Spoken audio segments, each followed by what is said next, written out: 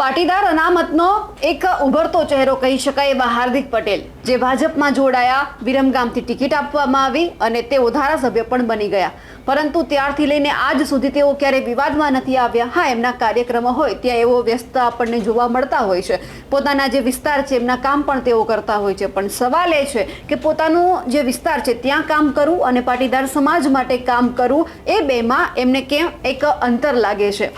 કારણ કે જ્યારે પાટીદાર સમાજની વાત આવે છે, હવે જ્યારે આંદોલન કર્યું ત્યારની વાત નથી, પરંતુ અત્યારે જે પાટીદાર સમાજની વાત હોય છે, પાટીદાર સમાજમાં ક્યાંક ન્યાયની માંગ હોય છે, ત્યારે હાર્દિક પટેલ નથી દેખાતા। એટલે સવાલ અહીંયા એ થાય છે કે શું તેઓ ધારાસભ્ય બની ગયા એટલે તેઓ સત્તા પક્ષ સાથે બેસી ગયા છે?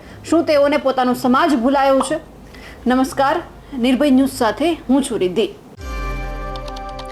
હાર્દિક પટેલ અવારનવાર એવું કહેતા હોય છે કે અમને સમાજની ચિંતા છે, પણ સવાલ એ છે કે જ્યારે સમાજને હાર્દિક પટેલની જરૂર છે ત્યારે હાર્દિક પટેલ કેમ મેદાનમાં નથી આવતા? કડીની અંદર એક કાર્યક્રમ હતો, જે પાટીદાર સમાજ છે તેમના સ્નેહ મિલનનો કાર્યક્રમ, અને આજ જે કાર્યક્રમમાં છે તે હાર્દિક પટેલ હાજર હતા અને એ જ દરમિયાન તેમણે પોતાના સમાજને એટલે કે પાટીદાર સમાજને એવું કહ્યું છે કે જ્યારે જ્યારે સમાજને જરૂર પડી છે ત્યારે અમે એમની સાથે છીએ। પણ સવાલ હજુ પણ એ જ છે કે શું ખરેખર હાર્દિક પટેલ પાટીદાર સમાજની પડખે ઊભો રહે છે? જ્યારે સમાજને હાર્દિક પટેલની જરૂર હોય છે ત્યારે આ સમાજની પડખે ઊભા રહે છે? સવાલ એટલા માટે થયો કારણ કે અમરેલીની પાટીદારની દીકરી સાથે જે બન્યું હતું, પાટીદાર સમાજ જ હતો, ઘણા બધા નેતાઓ એમની સાથે ઊભા હતા, પણ આજ હાર્દિક પટેલ એક મુલાકાત લેવા પણ આ દીકરી પાસે નહોતા ગયા। આ બહેન પાસે તેઓ એક નિવેદન આપવા માટે પણ નહોતા ગયા કે તેમને સાંત્વના પાઠવવા માટે પણ નહોતા ગયા। એટલે સવાલ એ છે કે તેઓ બોલી તો જાય છે કે અમે સમાજની ચિંતા કરીએ છીએ, સમાજની સાથે છે, પણ શું ખરેખર હાર્દિક પટેલ ધારાસભ્ય બન્યા પછી, ભાજપમાં જોડાયા પછી પાટીદાર સમાજની પડખે ઊભા રહ્યા છે કે કેમ? હવે હાર્દિક પટેલે જે નિવેદન આપ્યું છે તે સાંભળી લઈએ। એટલે એક ધ્યાન અહીંયા દેત્રોજના જેટલા પણ લોકો રહે છે એ લોકોને એક વાત ઉપર ભાર મૂકું છું કે દેત્રોજની અંદર સાહેબ આ બધા લોકોના આશીર્વાદથી ગુજરાતના સૌથી નાની ઉંમરના ધારાસભ્ય બન્યા પછી જે સેવા કરવાનો મને અવસર મળ્યો, એમાં દેત્રોજમાં અમે હમણે 55 કરોડની જિલ્લા કક્ષાની 100 બેડની હોસ્પિટલ દેત્રોજ ખાતે અમે મંજૂર કરાવી છે। અને અહીંયા બધા જે લોકો રહે છે જેમને ખ્યાલ હોય કે દેત્રોજ એક કડી દેત્રોજ રોડ ઉપર જે ફાટક છે એ ફાટક બહુ વારંવાર બંધ હોય છે, અને હવે એ વિસ્તારમાં ઓટોમોબાઈલ હબ ખૂબ મોટા પ્રમાણમાં આવ્યું છે। એટલે કડીથી જ્યારે આપણે વિઠલાપુર જવું હોય તો આમ તો 25 મિનિટનો રસ્તો, પણ ફાટક બંધ હોય તો લગભગ 45 થી 50 મિનિટ થાય। પણ માન્ય રાજ્યના મુખ્યમંત્રી ભૂપેન્દ્રભાઈની વિશેષ દ્રષ્ટિના કારણે આપણે જે દેત્રોજ ફાટક છે એની ઉપર 125 કરોડ રૂપિયાના ખર્ચે ઓવરબ્રિજ પણ મંજૂર થયો છે। આ કાર્યક્રમની અંદર કરું છું કેમ કે દેત્રોજના વિશેષ લોકો કડીની અંદર રહેતા હોય છે, એટલે ઘણા બધા એવા પરિવાર છે જે દિન પ્રતિદિન દેત્રોજ સાથે અપડાઉનનો પણ વ્યવહાર રાખે છે।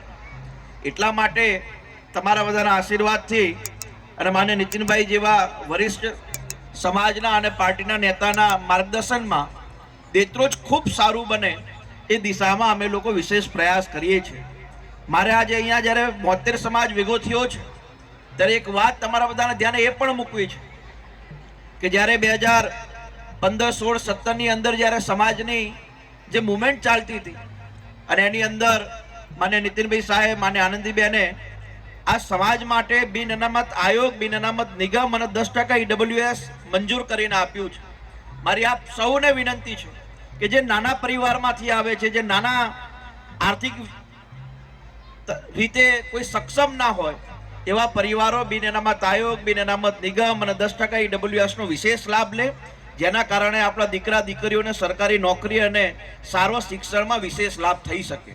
સાથે મળીને સમાજની તો ચિંતા કરીએ જ છીએ, પરંતુ અહીંયા આપણા સમાજના ઉત્સાહિત યુવાનો દ્વારા હું નીતિનભાઈ સાહેબ બંને વાત કરતા હતા કે આવું બધું બોલી જાય એટલે ઘણીવાર ઘણું બધું અટકી જતું હોય છે। એટલે હું સાહેબ એ ચિંતા કરતા હતા કે તમારો ઉત્સાહ, તમારો પ્રેમ ઘણીવાર ખૂબ સારો હોય છે, પણ એ ઉત્સાહ અને પ્રેમ બંધ મુઠ્ઠીમાં રહે અને એ બંધ મુઠ્ઠીથી આપણે એકબીજાને સહયોગ કરીએ તો વિશેષ લાભ સમાજને પણ થશે અને રાજ્યના લોકોને પણ થશે। સાથે જ હમણાં અહીંયાથી સંચાલકે ખૂબ સારી વાત કરી કે કડીને સોનાની દળી બનાવવામાં નીતિનભાઈ સાહેબનો ખૂબ મોટો રોલ છે। અને એ આખું ગુજરાત જાણે છે, ખાસ કરીને વિરમગામ, માંડલ આજુબાજુના લોકો, કેમ કે મોટા પ્રમાણમાં લોકો કડી રહેવા માટે આવ્યા છે.